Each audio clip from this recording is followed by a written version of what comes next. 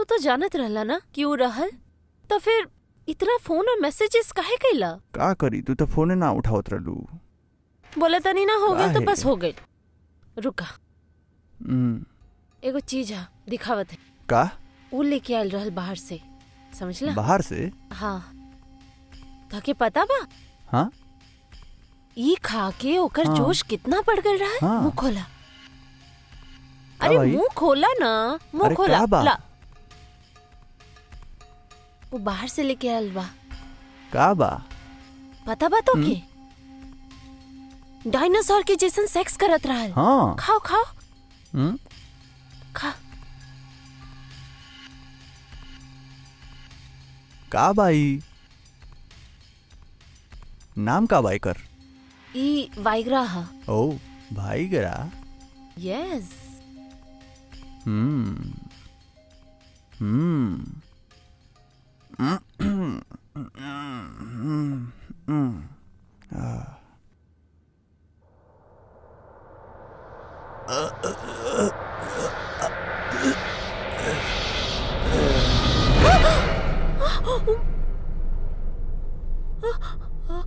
हे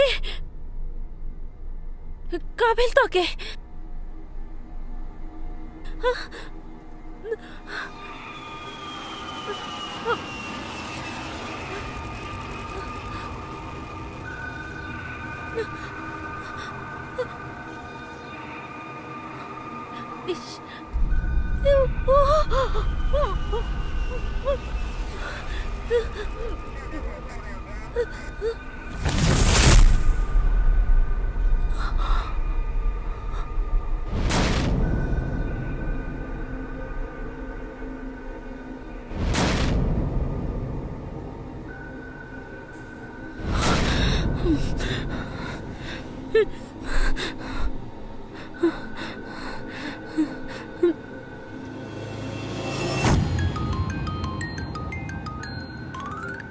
hello hello, तू कब आईबा घरे? कहाँ हुआ?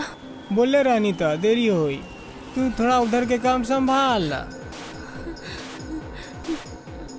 ठीक है ठीक है ठीक है, रखत है।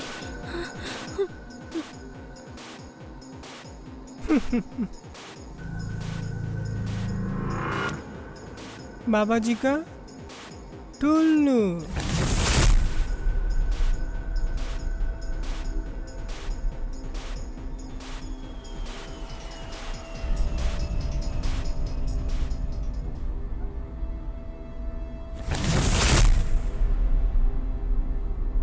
सिड, एसिड। कहो भैया, उना लागी का?